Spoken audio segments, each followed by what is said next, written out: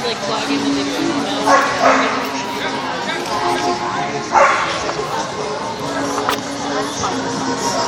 No, you're responsible.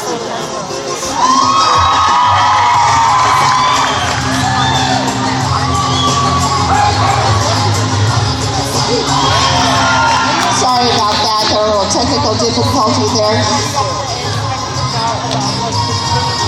The discs on this floor, once they land face up, it makes it a little difficult for the dogs to pick up. So the teams are encouraged to kind of ad-lib.